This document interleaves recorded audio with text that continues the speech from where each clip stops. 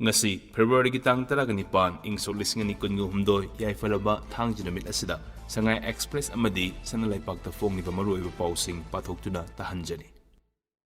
aikhoi gi khudong saba kya piragani CM City Convention Center da B20 ki conference hokre Popi thabada chenaba manga drugsing fare jail da su thajankre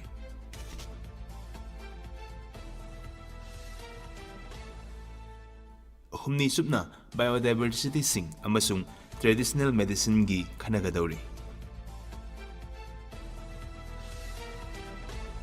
sayet na balai ringai da ngamkhai sambal khaba yaroi UCM matam kaktana ban komthokre asukki CNR taroidaba sing thamnakli DMU gi administrative block thingjenkre apan bapi danaba apel torokli airport tagi ganja fare akoisam nongan ba mehatta IM Zenabra hangkre popi thaba miyoi manga drug lalonba ani fare exam center gi akoibada curfew thamle STF Doctor staff thambiu haina demand tawkre mapung oiba paw sandokna pizari Leipak asina presidency oiduna chathariba G20 gi tongan ba mifam singi saruk amo oina ngasi Imphal da B20 conference hodokladuna B20 gi platform na lamdam asida hainingai leitana khudong saba sing piragani haina CMN Biren phongdokre Basudeva Katungkam haiba thim asina numit humni supna sathagadaba mifam asi India Government ki Secretariat Ministry of External Affairs Confederation of India Industry amadi Manipur Government na bunna sinbani Imphal gi konung lampak te leiba City Convention Center da ngasi nungthil pangthukkiba B20 mifam hodokpagi thoramda CMN Biren Union Minister of State for Commerce and Industry Som Prasad Union MOS for External Affairs Dr. R.K. Ranjan Sub-Secretary Dr. Rajesh Kumar amadi G20 Secretariat ki Joint Secretary L. Ramesh Babu saruk yaki mifam asi B20 Conference Opportunities for Multilateral Business Partnership in ICT, Tourism, Hospitality, Healthcare and Handlooms haina mingtholi thorum aduda saruk yakiba G20 Leipak singi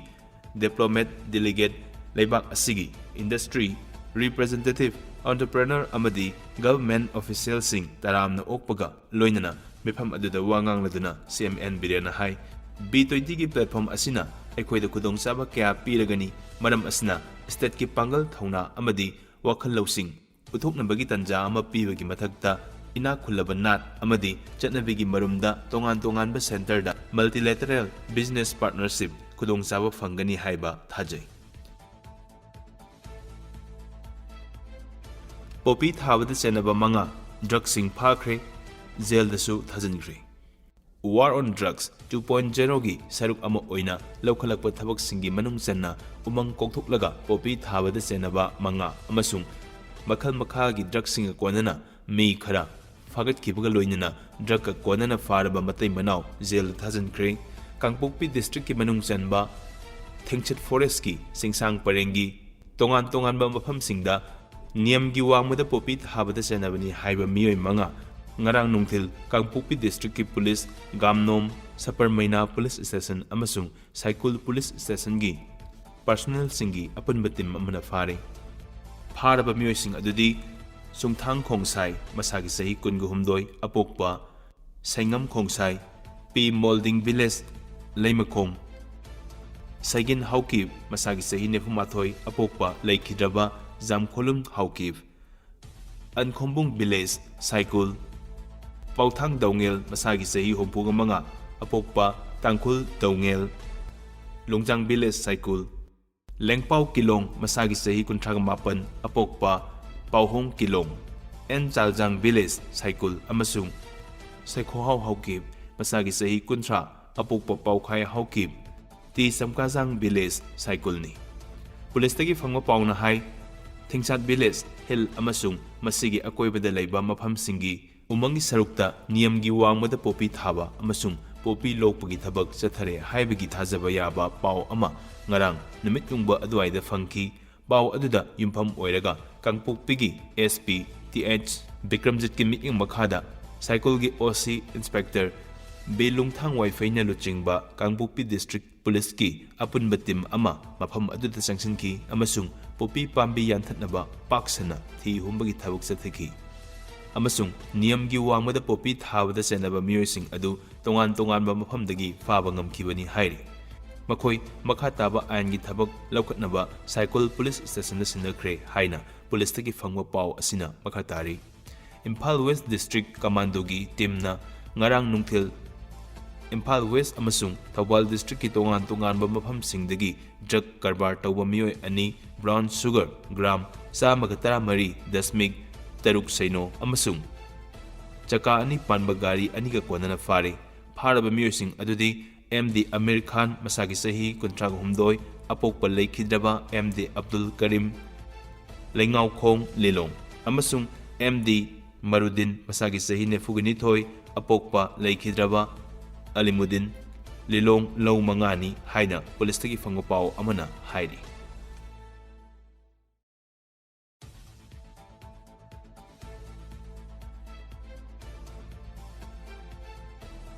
Sayet na balay ringaida ngamkhay sambal khaba yaroy UCM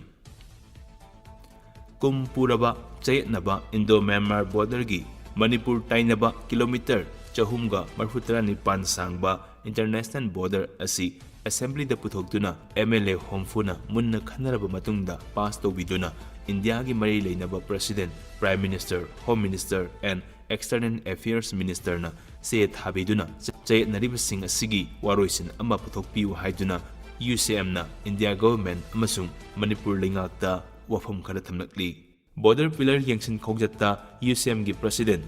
Jayachandra Konthaujan na hai Manipur na India da pullaba tungda 1958 ki March 10 da Rangoon da taunakhiba India amadi Burma anina yanakhiba agreement ta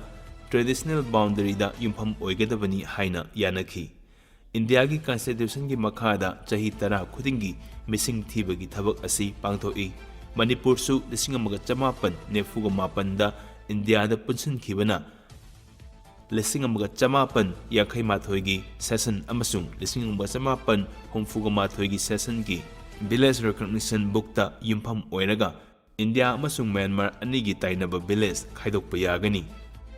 Cabo Valley area asi matam amada Manipur gi lam oirami haibasi kakpa yadraba sumdunata leiraba wafamni ngasidi Cabo Valley area asi ahallamana thambiramba tanglaba lam ase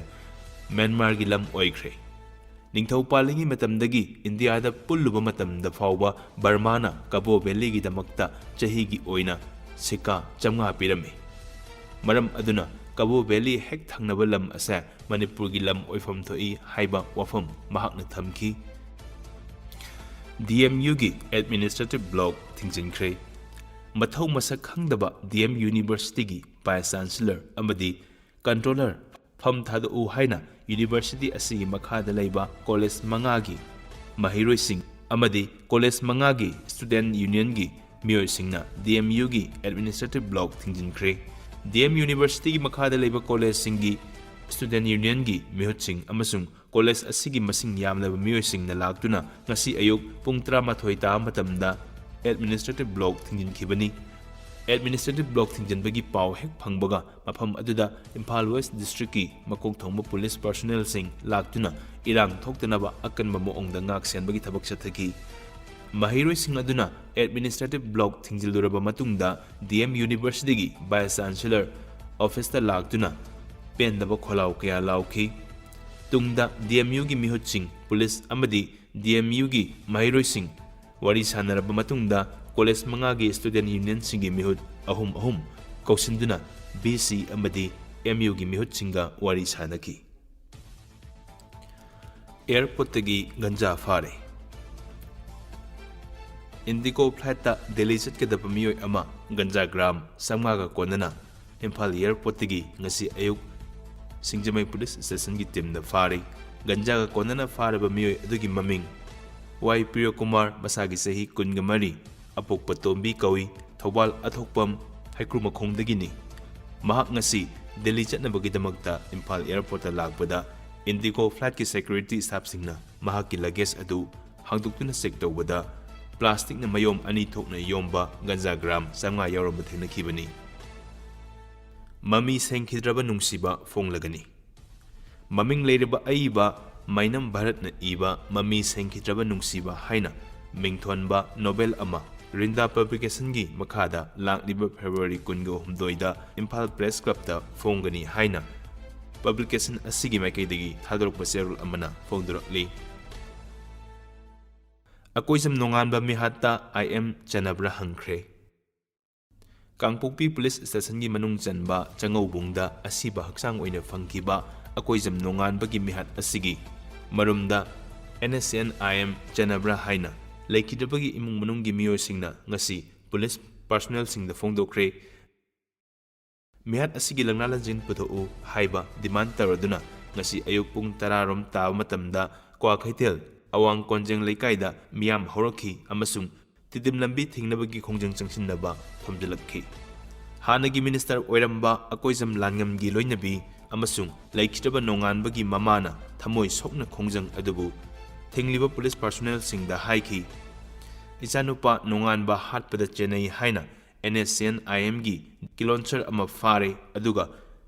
Stephen Kauba ama Chennai hairibadu karigi phaba ngamjibano masanupa ga punna chatmina khibanupi adusu mihat asigi lautunabada yaubra haiba wahang kyamarumsu hangki masing yamlaba police personnel singna protest adu makha tahandanaba yamna kanna honaki adubu laikidaba masanupagi